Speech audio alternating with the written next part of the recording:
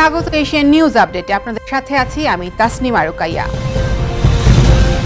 নির্বাচন ও গণভোটের তারিখ নিয়ে রাষ্ট্রপতি মোহাম্মদ শাহাবুদ্দিনের সঙ্গে বৈঠক করছেন এএমএম নাসির উদ্দিন নেতৃত্বাধীন নির্বাচন কমিশন।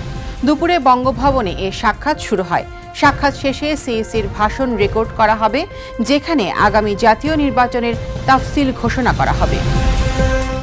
নির্বাচন ঘিরে প্রথম ধাপে ১২৫ আসনে দলের প্রাথমিক মনোনয়নপ্রাপ্ত প্রার্থীদের নাম ঘোষণা করেছে জাতীয় নাগরিক পার্টি এনসিপি।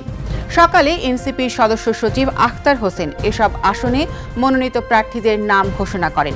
এছাড়া অন্তর্বর্তী সরকারের উপদেষ্টা পরিষদে থাকা ২ ছাত্র প্রতিনিধি পদত্যাগ করতে পারেন আজ।